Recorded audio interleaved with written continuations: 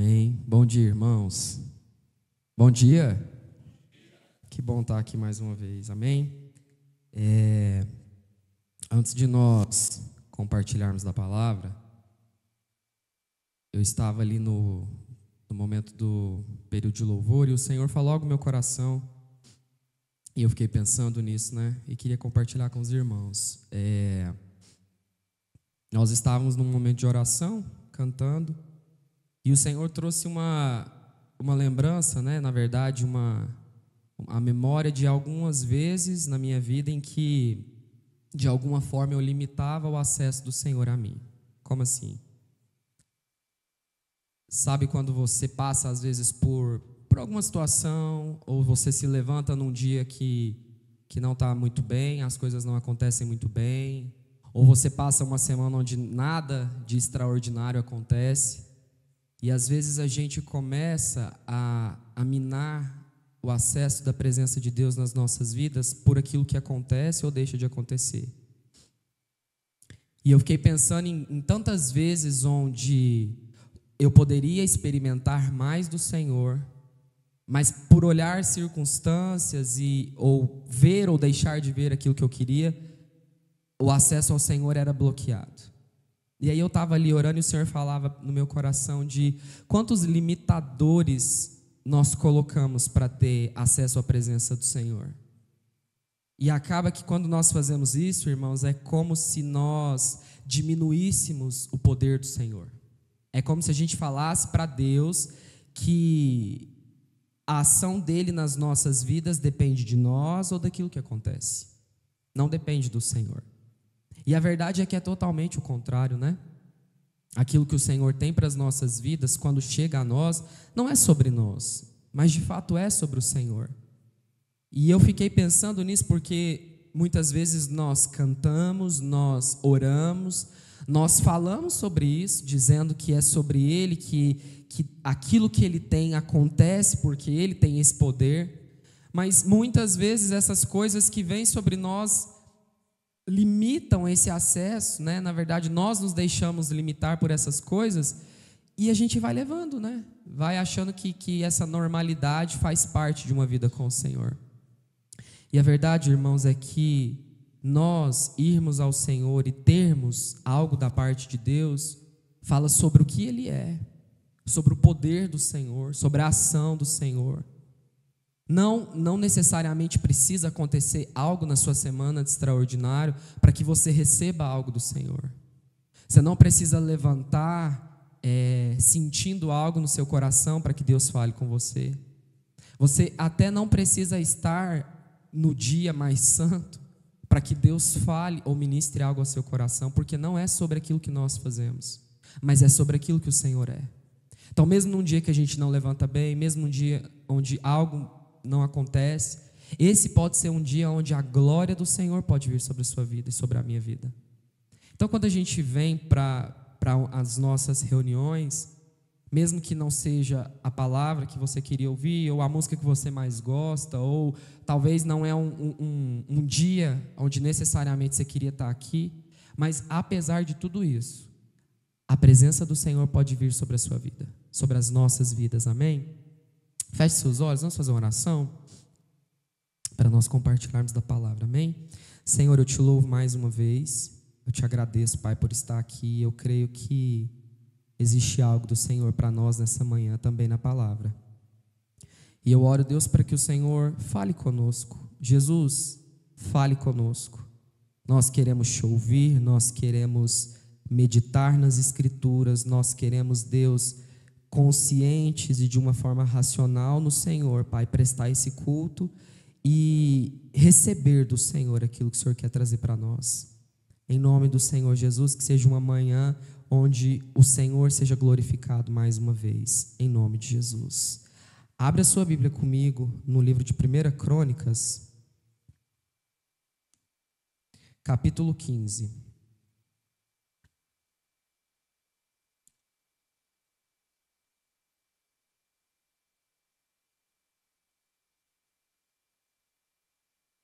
Nós vamos ler do versículo 25 ao versículo 28. 1 Crônicas, capítulo 15, versículos 25 ao 28. Amém? Diz assim a palavra do Senhor: Davi, os anciãos de Israel e os capitães de milhares foram com alegria buscar a arca da aliança do Senhor na casa de Obed-edom. E visto que Deus ajudou os levitas a levarem a arca da aliança do Senhor, ofereceram em sacrifício 7 novilhos e 7 carneiros. Davi estava vestido com um manto de linho fino, bem como todos os levitas que levavam a arca, os cantores e Quenanias, chefe dos que levavam a arca e dos cantores. Davi vestia também uma estola sacerdotal de linho. Assim, todo o Israel levou a arca da aliança do Senhor com júbilo, e aos sons de clarins, trombetas e símbolos faziam ressoar harpas e liras. Amém? Irmãos, nós temos um texto aqui que é um momento muito marcante na história de Davi, que é quando ele de alguma forma reúne o povo para buscar a arca da aliança. Mas antes de nós, de fato, falarmos sobre este texto, eu acho que é importante a gente entender um pouco mais do que tudo aquilo significava, né? Não era só simplesmente buscar um item, né? Ou buscar algo que pertencia a Israel de volta. Mas quando a gente volta a alguns livros na palavra de Deus, nós entendemos de fato o que significava essa arca da aliança. A arca da aliança, ela era uma espécie de uma caixa de madeira que ela havia sido construída e ela era revestida de ouro. E ela foi construída no período em que Moisés ele estava levando o povo do Egito para a terra prometida. Na verdade, naquele momento ali de transição, o Senhor trouxe muitas e muitas direções e informações para que Moisés pudesse conduzir o povo, mas também fazer algumas coisas específicas. Tanto é que foi nessa migração do Egito para Canaã que a gente tem ali descrito no livro de Êxodo e nos outros livros seguintes, falando a respeito não só da arca, mas de coisas que o Senhor estabeleceu para aquele povo, e isso faz muito sentido, tanto para o povo de Israel, quanto para nós.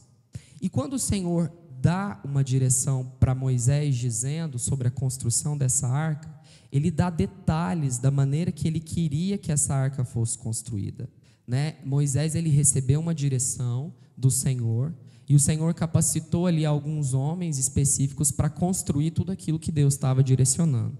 E uma das direções dadas pelo Senhor foi a construção dessa arca. E olha só, você não precisa abrir, mas ouça. Êxodo, no capítulo 25, do versículo 10 ao 16, diz assim: Também farão uma arca de madeira de acácia, de 1,10 metro de comprimento, 66 centímetros de largura e 66 centímetros de altura, revestida a arca de ouro puro. Coloque esse revestimento por dentro e por fora, e ponha um remate de ouro ao redor da arca. Mande fundir 4 argolas de ouro e fixe-as nos 4 cantos da arca, 2 argolas de um lado e 2 argolas de outro.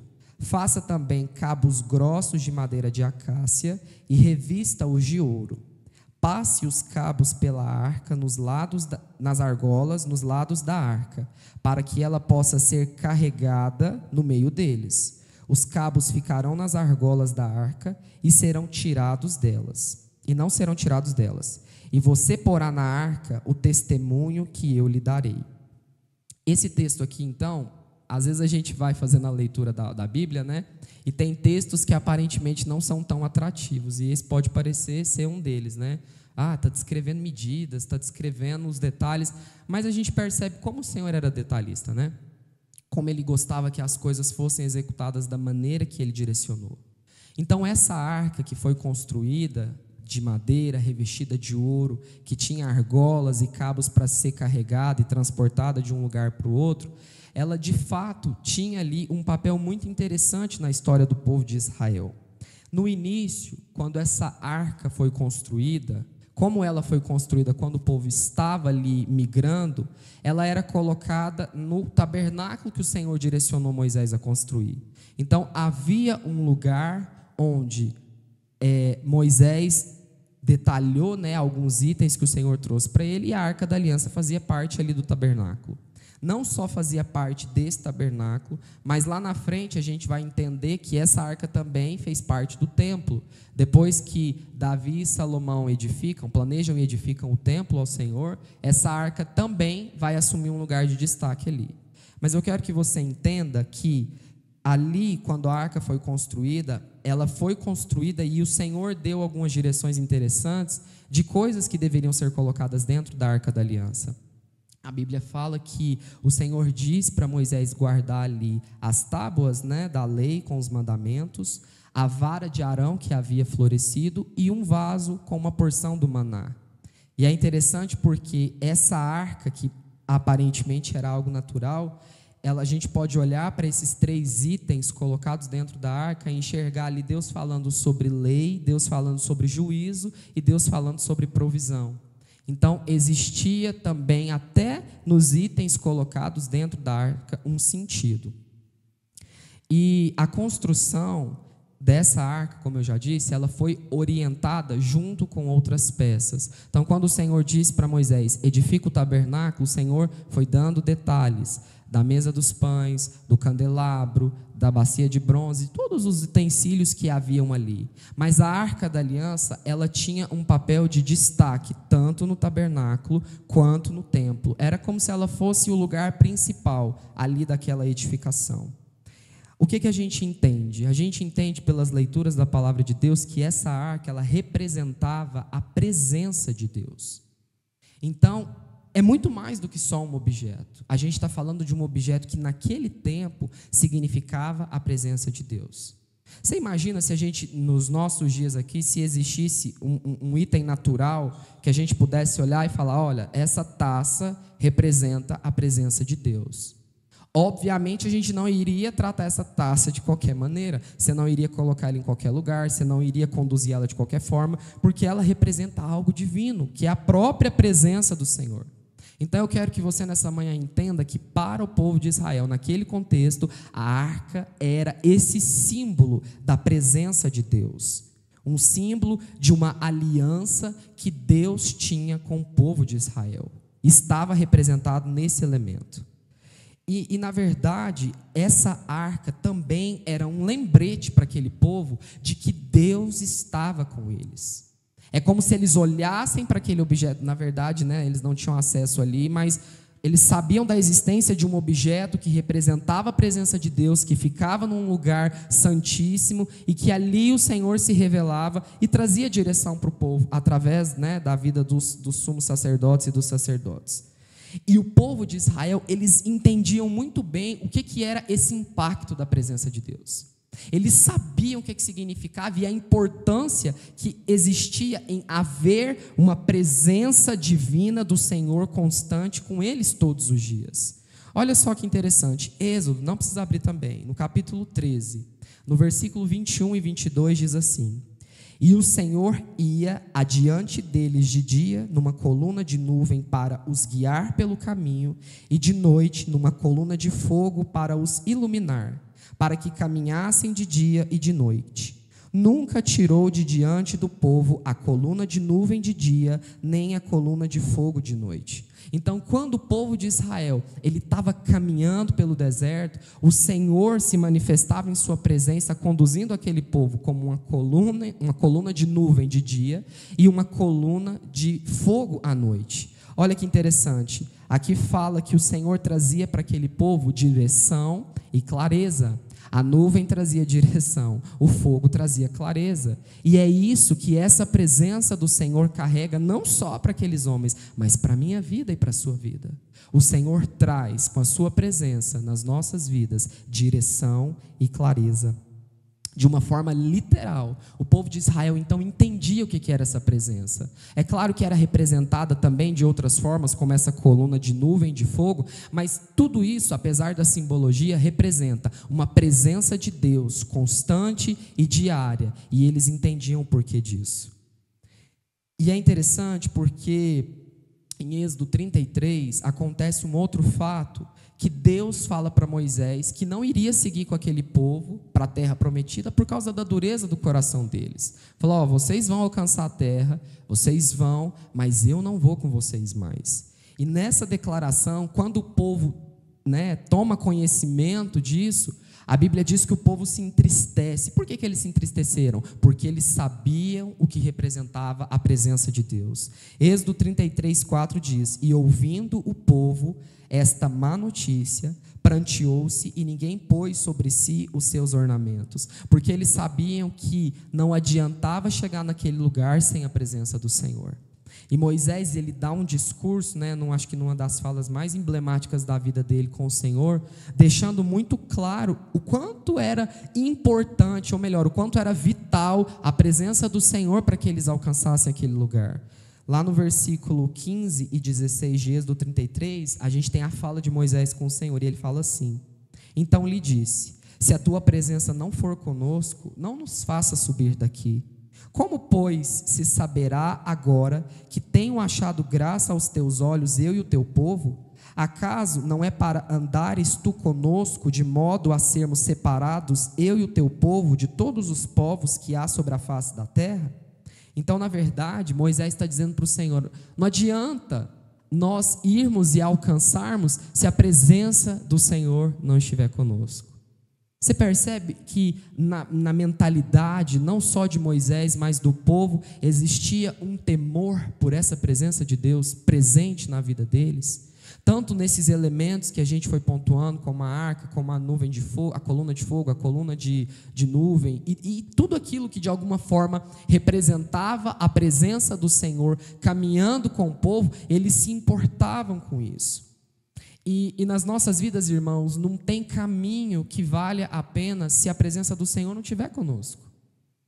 Nós mudamos o contexto, nós mudamos os anos, mudamos os personagens, agora somos eu e vocês, personagens de uma história com o Senhor, mas de fato, esse entendimento não muda. Não adianta nós chegarmos aos lugares prometidos pelo Senhor se a presença do Senhor não estiver conosco. Faz sentido na sua vida? Quantas vezes a gente começa a buscar algo do Senhor, o Senhor traz promessas para as nossas vidas, mas ao longo desse caminho a presença do Senhor vai se desviando de nós, ela vai se afastando de nós, e mesmo assim parece que para nós importa mais chegar naquilo que o Senhor prometeu do que ter a presença dele conosco todos os dias. A gente começa a valorizar mais a promessa do que a vida com o Senhor, o caminhar com o Senhor. E é interessante porque depois que esse povo chega em Canaã, depois que passa esse período do deserto, eles ali enfrentam muitas batalhas para conquistar a terra prometida, e a arca continua tendo um símbolo muito interessante para o povo de Israel. A Bíblia diz que quando esse povo vai para as guerras, e eles foram para muitas guerras ali, eles levavam a arca adiante, A arca era colocada na frente dos exércitos do povo de Israel como um sinal dessa presença e dessa proteção divina. Então aquela mesma simbologia que existia lá atrás, quando eles estavam no deserto, continua caminhando com eles. Eles sabem que a arca era a presença, e eles priorizam a arca, colocam a arca na frente, independente do que vão fazer, independente do lugar para onde vão caminhar, ou daquilo que eles iam conquistar, a presença do Senhor estava à frente. Nós precisamos disso também, irmãos. Nas nossas vidas, nos nossos contextos de alcançar, de vencer, de lutar por aquilo que Deus tem, a presença do Senhor precisa estar em primeiro lugar nas nossas vidas. Só que, infelizmente, em algum momento, esse povo de Israel acaba se perdendo, acaba aos poucos ali, esse entendimento da presença do Senhor vai minando, não só no povo, mas nos líderes, e a gente chega num momento que é ali retratado no livro de Samuel, 1 Samuel, que é quando Eli, junto com os seus filhos, de alguma forma os filhos dele, pelo pecado e por tudo aquilo que eles estavam fazendo de errado na presença do Senhor, o Senhor traz uma palavra de juízo para a vida dos filhos de Eli e diz que a arca seria afastada do povo de Israel. E olha que coisa, isso era muito forte para eles, porque em algum momento lá atrás era a presença, era como se o Senhor falasse: agora a minha presença vai ser retirada do meio de vocês. E essa palavra de juízo acontece. A Bíblia conta, se você continuar lendo ali no livro de Samuel, que em um determinado momento os filisteus vencem uma batalha ali contra Israel e a arca da aliança é levada para esse povo inimigo. O povo de Israel simplesmente perde isso. E é tão forte, né? Todas as vezes que eu leio esse texto eu fico assim, muito impactado, que é a morte de Eli, que é quando ele descobre que os filhos dele morre na guerra, ele sofre um impacto muito grande, mas quando ele descobre que a arca foi retirada, ele cai para trás e morre. Tamanho entendimento era daquele homem do que significava ter a presença do Senhor no meio deles. Apesar, né, eu não quero entrar nos contextos dele e dos seus filhos, mas eu quero que você entenda, essa arca foi retirada. E quando essa arca fica durante algum tempo ali com os filisteus, ela começa a trazer muitos prejuízos para aquele povo. Por quê? Porque eles não tinham temor e muito menos zelo por aquilo que a arca representava. E a presença do Senhor na sua glória e no seu poder começa a trazer perturbação para aquele povo inimigo a Israel. Chegando ao ponto deles falarem: nós precisamos nos livrar desse item. Nós estamos literalmente perecendo por essa presença da arca desse povo de Israel aqui no nosso meio. E sabe o que eles fazem? Eles colocam aquela arca numa carroça e mandam essa arca embora. Vai embora da nossa terra, a gente não quer isso aqui não. E o que acontece? Quando a arca da aliança volta para Israel, ela fica na casa de um homem chamado Abinadab, antes de ir para a casa de Obed-edom. Então, eu quis contextualizar desde a construção da arca até a chegada na casa de Obed-edom, para que nós entremos de fato no que esse texto significa e para que você e eu nós entendamos de fato o porquê aquele povo agiu da forma que agiu. A Bíblia diz, irmãos, que essa arca da aliança, quando ela chega primeiro na casa de Abinadab, ela fica ali por 20 anos. E por 20 anos aquela arca permanece ali, até que num determinado momento, quando Davi já é rei sobre Israel, ele decide pegar aquela arca e levar ela de volta. Num primeiro momento, ele tem uma tentativa muito frustrada de levar essa arca, porque eles conduzem a arca ali de uma maneira não devida, e a arca, antes de chegar em Jerusalém, fica na casa de Obed-edom, por 3 meses antes de ir para Jerusalém. Mas agora a gente volta para aquele primeiro texto que a gente leu. O texto que nós lemos inicialmente fala que Davi, depois daquela primeira tentativa frustrada, mais uma vez ele decide ir atrás da arca da aliança e levar ela da casa de Obed-edom para Jerusalém. Davi, irmãos, ele entendia a importância da presença. Ele sabia o que significava ter aquela arca no devido lugar. Não é à toa que ele decide, primeiramente, lá na casa de Abinadab, depois na casa de Obed-edom, buscar a arca e colocar a arca da presença no lugar que ela deveria estar. E é interessante porque Davi, quando ele se propõe a fazer isso, a buscar essa arca, ele se propõe a fazer algo que Saul não fez quando era rei. Por quê? Porque a arca, como símbolo da presença, Davi entendia isso, Saul não entendia. Saul poderia ter ido atrás dessa arca antes. Ele poderia ter tentado buscar essa arca e colocar ela no devido lugar, mas ele não fez. Somente quando Davi se torna rei, aí ele vai atrás dela. E às vezes a gente pode olhar para a vida de Saul e pensar: nossa, mas como que aquele homem desprezava a presença de Deus? Por que ele não foi atrás da arca da aliança antes? Por que ele não se importou em colocar a presença de Deus no lugar certo? Mas aí, irmãos, a gente olha para a trave dos nossos olhos e a gente começa a enxergar quantas vezes nós somos ausentes da presença de Deus hoje, conscientes ou não. É a mesma atitude de Saul, só que num contexto de vida diferente. Muitas vezes nós tomamos essa presença do Senhor, que precisa ser gloriosa nas nossas vidas, a gente toma dessa forma como Saul tomou, em desprezo e não dando a devida atenção ou importância para ela. Então, antes de nós olharmos para Saul e querer falar mal do irmão, nós devemos olhar para as nossas vidas e meditar: Senhor, quantas vezes eu não tomo essa ação? Porque eu e você, nós entendemos o que é a presença do Senhor.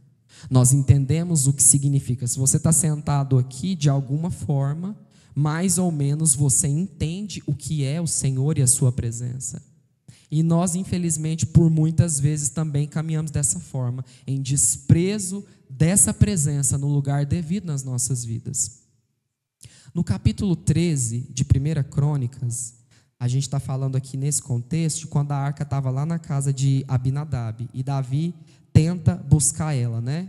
No primeiro momento, é sem sucesso, né? A Bíblia diz ali que, de alguma forma, eles vão fazer o transporte, porque, como eu disse para vocês, e nós lemos lá em Êxodo, Deus deu as direções da arca, até as peças que formavam a arca, exatamente para que, quando ela fosse movimentada, existia uma maneira correta de fazer aquilo. Não era simplesmente tomar a presença, né, simbolizada na arca ali de qualquer forma e movimentar ela para um lugar ou outro de qualquer maneira. Existia uma maneira de estar diante da presença. E nós entendemos aqui, irmãos, que hoje nós não temos as exigências que aquele povo tinha para transportar a presença do Senhor. Mas a presença de Deus nas nossas vidas ainda não pode ser tomada de qualquer maneira. Existe uma maneira devida de nós estarmos na presença do Senhor. E isso precisa mexer nos nossos corações. De não ir até Deus de qualquer forma. De não tomar a presença do Senhor como se fosse qualquer coisa ou mais uma coisa. Aquele povo ali, eles tinham uma exigência, eu não vou dizer maior, mas eles tinham uma exigência de vida ou morte natural. Porque se eles mexessem da maneira errada, eles poderiam morrer por tocarem na presença. Mas você acha que isso é diferente de nós? Quando nós hoje tomamos a presença do Senhor de uma maneira indevida, você e eu, podemos não morrer num aspecto natural, mas de alguma forma, espiritualmente, nós vamos sendo minados. A nossa vida vai se esvaindo com o Senhor, porque nós estamos tomando essa presença santa do Senhor de qualquer maneira. Então, ir ou ter acesso à presença do Senhor e lidar com isso de qualquer forma, também mina as nossas vidas. E eu acho que é muito pior, porque é uma morte que vai acontecendo aos poucos, né? Você e eu, nós vamos definhando sem perceber. Por quê? Porque nós tratamos muitas vezes de qualquer forma essa presença do Senhor. E outra coisa interessante é, a arca, ela permaneceu 20 anos na casa de Abinadab. Pensa só, 20 anos. E é interessante porque a Bíblia não tem relato nenhum, de nenhum acontecimento ali na casa daquele homem. De nada sobrenatural ou de nada que tenha sido relevante ao ponto de ser descrito nas Escrituras. Mas a Bíblia fala que quando a Arca da Aliança ficou na casa de Obed-Edom por 3 meses, a casa daquele homem foi abençoada. Aí você e eu podemos pensar, mas por que a arca permaneceu 20 anos na casa de uma pessoa e nada acontece? E ela permanece 3 meses na casa de outra pessoa e a pessoa simplesmente é abençoada de uma forma extraordinária. Quando a gente começa a observar tanto a casa de Abinadab como a casa de Obed-Edom, a gente percebe que na casa de Obed-Edom a presença era celebrada. Ele não só entendia, mas ele dava a devida importância para a presença do Senhor.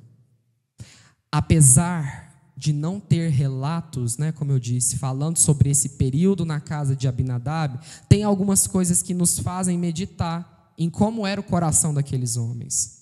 Quando a arca é transportada na primeira vez da casa de Abinadab para casa, né, teoricamente era para ir para Jerusalém, mas até a casa de Obed-Edom, a Bíblia diz que alguns homens carregam a arca, começam a levar. E é interessante porque eu nunca tinha observado isso. E quando eu estava meditando na palavra, o Senhor trouxe isso ao meu coração e lendo e pesquisando algumas coisas. A Bíblia diz que dos homens que carregavam a arca ali e começaram a levar ela, tinha 2 figuras interessantes. Uma se chamava Aiô e o outro se chamava Uzá. E a Bíblia diz que em um determinado momento, quando a arca ali ia tombar, Uzá vai tentar segurar a arca ali, ela estava caindo, ele coloca ali, enfim, a mão e ele morre. Porque eles tomaram aquilo ali de qualquer maneira, não poderia ter sido feito. Só que uma coisa que é interessante e que às vezes a gente não percebe quando você está lendo esse texto, é que Uzá e Aiô eram filhos de Abinadab. E a Arca da Aliança esteve na casa daquele homem por 20 anos. O que isso significa? Significa que tanto Abinadab quanto seus filhos, e principalmente os seus filhos, porque a Bíblia diz que eram jovens quando eles transportaram a arca, então eles conviveram com a presença de Deus por 20 anos. Não era uma coisa desconhecida daqueles homens. Não era simplesmente algo que eles não sabiam o que significava. Eles sabiam porque a presença esteve ali por 20 anos. A arca esteve ali por 20 anos. Então, não foi uma figura qualquer que pegou ela e transportou. Foi alguém que conviveu com a presença por 20 anos, mas mesmo assim, fez de uma maneira indevida. Irmãos, a falta de apreço pela presença de Deus é o mesmo que desprezar ela. De alguma forma, aqueles homens não tinham apreço pela presença, mesmo convivendo com ela tantos anos. E essa falta de apreço era como se eles olhassem para a presença de Deus e falassem: nós desprezamos isso. E muitas vezes nós ficamos na presença do Senhor por anos e anos, assim como essa presença na casa de Abinadab, e as nossas vidas não são tocadas, não são transformadas, mas isso é sobre nós e não sobre a presença. É sobre a maneira que nós olhamos para a presença, sobre a maneira que o nosso coração lida com a presença de Deus nas nossas vidas. E eu não sei vocês, mas talvez você olhe para um irmão que é cristão ou conhece o Senhor há muito menos tempo e a vida do irmão é totalmente transformada rapidamente. Você fala: mas espera aí, mas se for por tempo aqui, Deus, eu estou aqui há mais tempo. Está errado essa ordem de prioridade. Mas não é sobre tempo, e a gente enxerga isso. É sobre a maneira que as pessoas celebram a presença de Deus. Obed-edom celebrou a presença de Deus. E é tão interessante, irmãos, que fica mais evidente como aquele homem celebrou a presença de Deus, que a Bíblia fala que quando a Arca da Aliança sai da casa de Obed-edom e ela vai para Jerusalém, Obed-edom vai junto. Se você continuar lendo os textos, você vai ver que aquele homem ele vai servir no templo para o resto da vida dele, porque ele sabia o que era a presença. A arca ficou na casa dele 3 meses, mas gerou um impacto tão profundo que ele falou: ela vai embora, mas eu vou junto, porque eu não posso ficar sem. E aquele homem serviu no templo até o fim da vida dele. É o que as escrituras dizem. E é interessante porque esse primeiro texto que nós lemos, falando quando Davi vai lá buscar a arca junto com os levitas na casa de Obed-edom, evidencia claramente como a presença de Deus ela foi celebrada por Davi e ela foi celebrada pelo povo. Irmãos, Davi ele vai nesse segundo momento, ele tem a primeira tentativa frustrada ali na casa de Obed-edom, mas ele volta depois de orar ao Senhor e entender como devia ser feito. Ele fala: peraí, eu vou de novo. Ele não desistiu de ir atrás da presença. Ele volta na casa de Obed-edom e a Bíblia fala claramente a maneira como esse homem se alegrou junto com o povo de ir atrás da presença de Deus.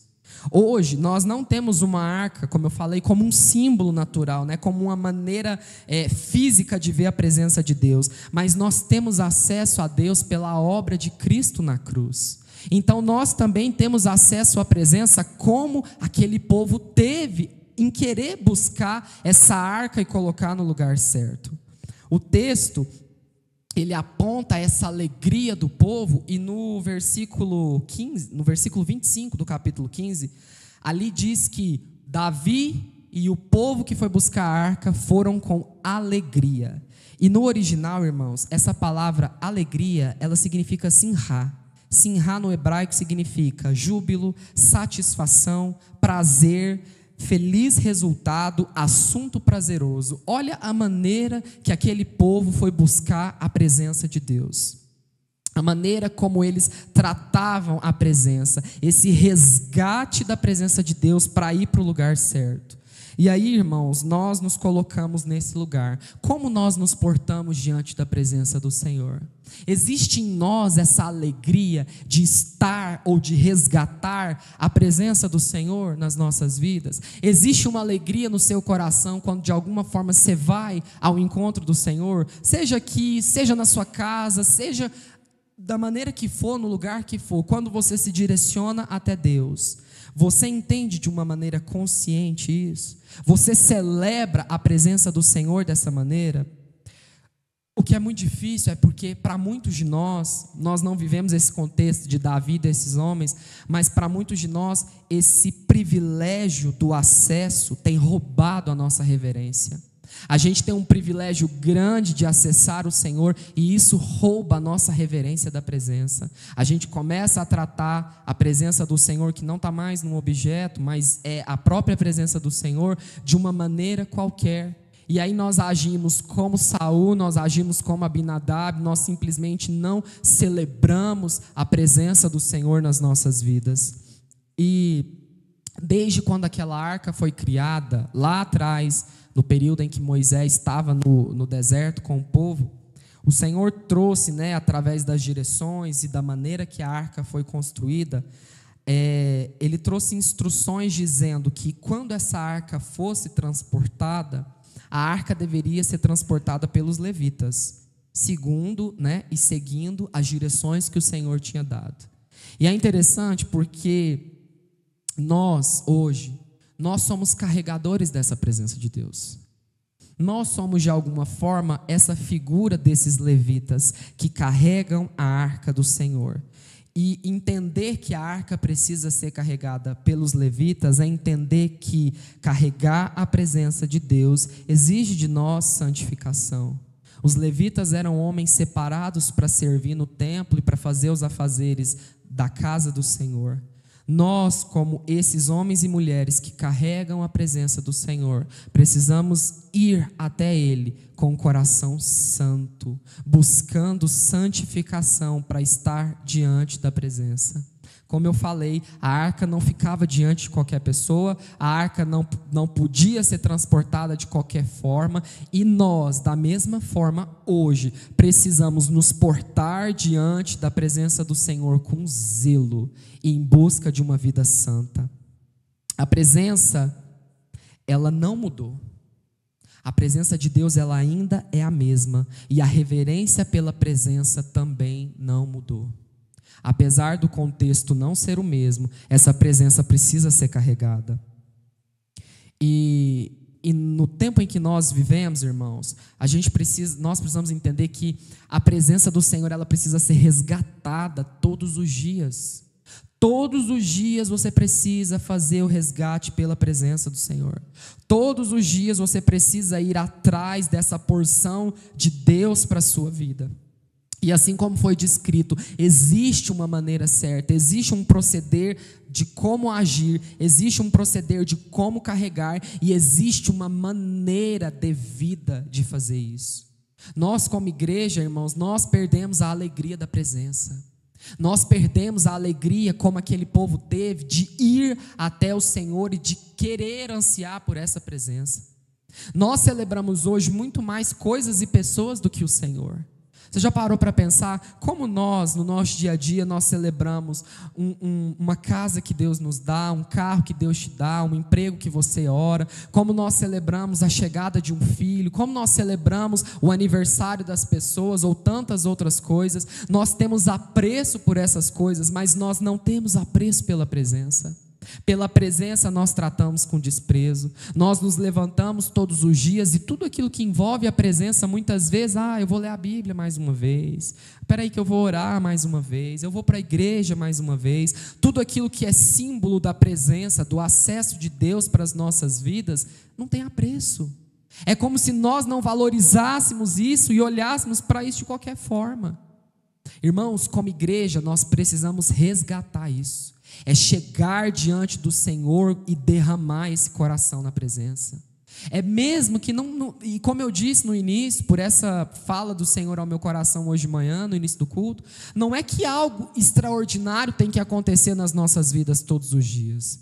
Nós não somos super-heróis que coisas maravilhosas vão acontecer. Na verdade, a maioria dos nossos dias vão ser ordinários e vão ser comuns. Vão ser dias em que você vai fazer as suas atividades, os seus afazeres naturais, comuns. A maioria dos dias são assim. Mas a presença do Senhor, ela está tanto nos dias naturais, quanto naqueles que não são naturais. A presença de Deus está acima disso. E o que o nosso coração precisa entender é que as coisas não precisam ser aparentemente grandiosas para que a presença seja grandiosa. Deus, Ele é o que é pelo que Ele é, e não pelo que acontece nas nossas vidas, não por aquilo que a gente pode fazer ou por aquilo que acontece nas nossas rotinas, né, como seres humanos naturais, mas a presença do Senhor no devido lugar, como foi restaurada, né? Davi leva, né, ele consegue junto com o povo tirar a arca da casa de Obed-edom, que na verdade o problema nem era estar na casa de Obed-edom, era não estar no templo, onde ela deveria estar, em Jerusalém, representando a presença do Senhor no centro daquele povo. Ele conseguiu, junto com aqueles homens, levar e resgatar. E aí a gente vai seguindo o relato, quando Davi chega diante ali de Jerusalém, né, diante do povo que estava esperando ali, a maneira como Davi se porta, ele é até mesmo questionado, né, pelas pessoas de tamanha alegria, de como ele estava, né, diante da presença do Senhor, voltando para o lugar devido. Irmãos, nosso coração tem que se encher de ter esse acesso à presença, e essa alegria tem que tomar as nossas vidas. Mesmo que não faça sentido, ela precisa ser resgatada. A igreja precisa resgatar Simra, a igreja precisa resgatar a alegria pela presença. Então, quando nós estamos diante do Senhor, nós precisamos querer isso. Olha o que aqui diz em Salmos 16, versículo 11. Tu me farás ver os caminhos da vida, na tua presença há plenitude de alegria, à tua direita há delícias perpetuamente. Salmos 100, versículo 2 diz: prestem culto ao Senhor com alegria, entrem na sua presença com cânticos alegres. Deuteronômio 12, versículos 1, 7 e 12 diz assim: são estes os estatutos e os juízos que cuidareis de cumprir na terra que vos deu o Senhor. Isso aqui Deus está falando para o povo quando eles chegassem em Canaã.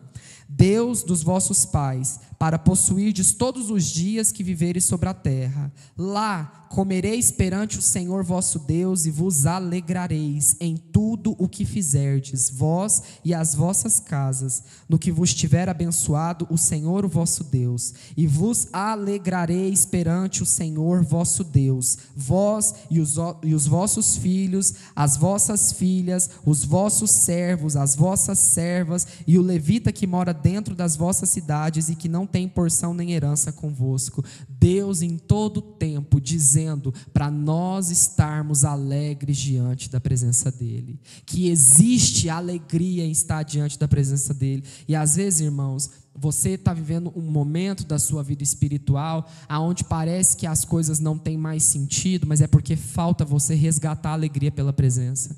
Não é porque você não está tendo aquilo que o Senhor pode dar, não é porque está faltando algo que você ora e não recebe, é porque falta presença, é porque falta alegria, é porque falta você olhar para o Senhor e se alegrar e se bastar com a presença dEle, e se bastar em ter acesso a Ele, porque, irmão, se isso ganhar o nosso coração, a gente enxerga que isso é suficiente. Muitas vezes nós somos frustrados nas nossas vidas espirituais, né, em muitos momentos. Por quê? Porque nós tiramos os olhos da presença, porque nós começamos a agir como aqueles que querem alcançar as promessas de Deus, mas não olham para a companhia desse que é o autor da promessa. Então, nas nossas vidas, talvez muitas vezes nós vamos caminhando com o Senhor e essa distração pelas coisas naturais, e é aquilo que o diabo quer fazer, vai roubando esse desejo de estar diante do Senhor. Nós, irmãos, somos de alguma forma agraciados por ter acesso à presença. Eu não sei se você pensa assim, mas quando a Arca da Aliança, naquele contexto ali de Israel, apesar dela representar a presença de Deus, as pessoas, de um modo geral, não tinham acesso. Apesar da arca estar entre eles, eles não tinham acesso imediato à arca. Não era qualquer pessoa que poderia estar ali diante da presença. Eles tinham o privilégio de ter a presença entre eles, mas não o acesso imediato. E nós temos as duas coisas. Nós temos o acesso da presença entre nós, mas nós também temos o privilégio da presença imediata. Você e eu, nós não precisamos de ter alguém mediando, porque Jesus já fez isso. Nós podemos acessar a presença de Deus através da obra de Jesus na cruz, sem intermédio de mais ninguém. E isso para nós é um privilégio, é uma oportunidade de ir até Jesus e não ter barreiras, de ir até a presença do Senhor e não ter limites, né? Não ter restrições. Você não depende de outra pessoa para acessar a presença de Deus, depende de você e de mim. Na sua individualidade, por mais que irmãos, enfim, o Senhor use pessoas para agregar a nossa vida, a chegar mais perto do Senhor, mas a verdade é que o acesso à presença depende de você, é você que caminha para a presença. Ninguém precisa trazer uma arca para a sua casa, ninguém precisa falar para você que a arca já chegou ali, então agora a presença do Senhor está ali. É você que pode fazer isso. Somos nós que diariamente podemos fazer isso. E o Senhor, Ele nos convida, irmãos, a fazer esse resgate, a ter essa oportunidade de ser aqueles que carregam a presença, aqueles que resgatam a presença, mas que também celebram a presença do Senhor. Carregar a arca, irmãos, exige de nós muito.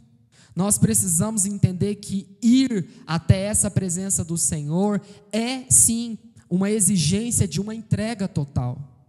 Você precisa entregar essa vida que você tem para o Senhor de uma maneira completa para ter acesso a ela, mas nada se compara com a glória da presença de Deus nas nossas vidas. Não tem nada que você faça ou que você e eu recebamos nesse mundo que se compara ao acesso da presença do Senhor. Então, quando você tiver a oportunidade, irmãos, lembra disso. Lembra de que o acesso à presença pode ser um acesso com alegria. Amém? Fica de pé no seu lugar. Vamos orar ao Senhor. Eu creio que muito daquilo que nós enfrentamos nos nossos dias, essa ausência, né? O Gil estava compartilhando aqui no início, o Juliano também, de alguns acontecimentos naturais, né, de pessoas que estão sendo frustradas pela falta da presença do Cordeiro. Irmãos, nós temos acesso ao Cordeiro, nós temos acesso à presença, mas como nós estamos enxergando esse Cordeiro? Porque é interessante que quando eu estava meditando essa palavra, uma das primeiras coisas que eu pensei foi exatamente nessa palavra também que o Juliano tinha pregado, né? Onde está o Cordeiro? Será que o Cordeiro é esse lugar de centralidade? Mas aí, ao mesmo tempo, à medida que eu pensava nisso, o Senhor falava, ok, onde está o Cordeiro? Mas se nós soubermos onde está o Cordeiro, nós celebramos a presença do Cordeiro? Nós celebramos esse acesso a Ele? Porque saber onde Ele está é muito importante, mas celebrá-lo da devida maneira também é importante. Com toda certeza, Abraão e Isaac celebraram quando viram ali o Cordeiro, porque não era uma figura natural, mas era a expressão de Deus mostrando aquilo que Ele queria e mostrando a presença dEle naquele contexto natural. Nós precisamos encontrar o Cordeiro, ter acesso a Ele? Sim, nós precisamos, mas esse Cordeiro, quando você o encontrar, celebra a presença dEle. Celebra a chegada dele, celebra aquilo que ele simboliza. Irmão, celebra a presença de Deus, vem para o lugar da presença e rasga o seu coração diante do Senhor. Rasga o seu coração em alegria de olhar para um culto, né, para talvez uma liturgia, e olhar além de tudo isso aqui, e não ver o natural, mas ver o que isso aqui representa. Porque nós fazemos a liturgia do natural, tanto aqui quanto nas nossas casas, enfim, nos seus devocionais, orações, jejuns, mas não é sobre essas coisas naturais, é para aquilo que elas apontam, e tudo aponta para o Senhor. Tudo isso aqui tem o motivo, né, a intenção de apontar para a presença do Senhor, e é isso que tem que gerar alegria em nós, amém? Vamos orar? Feche seus olhos. Senhor, obrigado, Pai. Obrigado, Senhor, por trazer clareza ao nosso coração nessa manhã. Oh, Senhor, obrigado por enxergar que existe algo em especial na tua presença. Ah, Senhor, nós somos relembrados, eu acredito, né? Na verdade, para muitos de nós não foi nada novo, mas nós somos relembrados do que isso significa. Nós somos, Deus, relembrados de como é importante, Pai, celebrar a sua presença. Pai, talvez em outras épocas nós celebramos a sua presença com mais intensidade e vigor. Senhor, talvez muitos de nós chegamos aqui numa condição onde a presença não é mais estimada.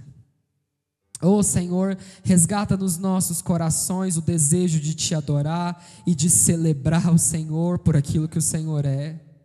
De olhar, Jesus, um culto natural e ver o sobrenatural. De olhar, Deus, canções que são cantadas, mas ver o Cordeiro através delas. De olhar, Deus, e de ouvir a meditação das Escrituras, mas de ver Cristo nas entrelinhas dos textos. Senhor, nós queremos olhar para o nosso ordinário, mas ver para aquilo que Ele aponta, Pai. Alegra o nosso coração de estar na Tua presença, Senhor, que haja júbilo no meio da igreja, que haja alegria no nosso meio, Pai, de acessar, de ter esse privilégio de ir até o Senhor. Pai, o mundo precisa ouvir de nós dessa presença, mas eles precisam ver a alegria em nós, Pai, de ter essa presença. É isso que falta, porque muitas vezes nós vamos, Pai, compartilhar da presença do Senhor, mas não há brilho nos nossos olhos, não há vigor nas nossas palavras, não há amor nas nossas intenções, porque de alguma forma, Senhor, nós perdemos isso. Mas Pai, nessa manhã, resgata nos nossos corações a alegria de acessar a sua presença, a alegria, Deus, de olhar para a obra da cruz e de termos os nossos corações, Deus, satisfeitos pela obra de Jesus. Senhor, nós estamos aqui não só nessa manhã, mas Deus, em tudo aquilo que nós fizermos, Pai, resgata em nós o desejo de te adorar de maneira alegre, de te adorar com intensidade, de te adorar, Senhor, de uma maneira onde nós nos debruçamos em amor, Pai. Nós te louvamos, Senhor, nessa manhã. Resgata, Deus, nessa igreja a alegria da presença, a alegria de termos o Senhor, para que quando alguém estiver aqui à frente e falar que o Senhor está entre nós, isso mova os nossos corações, que não sejam palavras vãs, que não sejam palavras sem sentido, Pai, mas que isso promova em nós a alegria de encontrar Jesus em um lugar, de ter acesso ao encontro, de ter acesso à presença, de ter acesso ao Senhor entre nós, Pai. Nós louvamos o Teu nome, Jesus. Alcança o coração dos meus irmãos, Pai, aqueles que perderam a alegria de ter o Senhor. Resgata isso nessa manhã, Deus. Resgata, Deus, aqueles que estão enfraquecidos, Pai, porque a presença perdeu o sentido. Pai, aqueles que chegaram aqui talvez nessa manhã olhando para Jesus e o coração de alguma forma não reverenciando o Senhor, resgata o zelo pela presença, Pai. Nós queremos nos alegrar diante do Senhor. Nós louvamos o Teu nome, Senhor.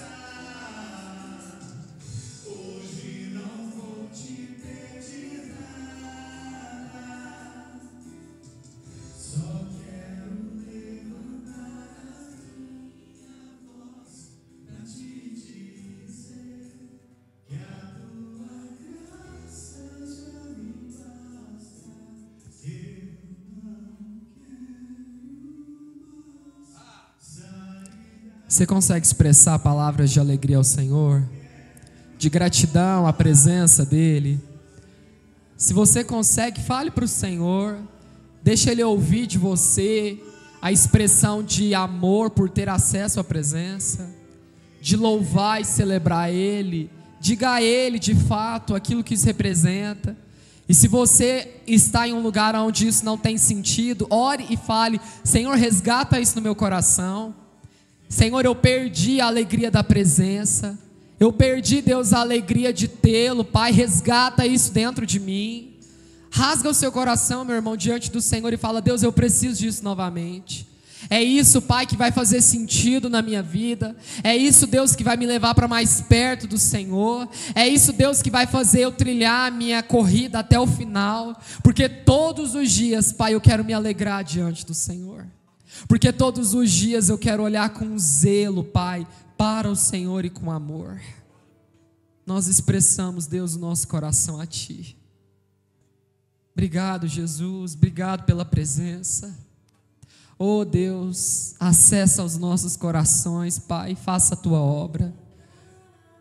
Faz Tua obra, Jesus. Faz Tua obra, Jesus.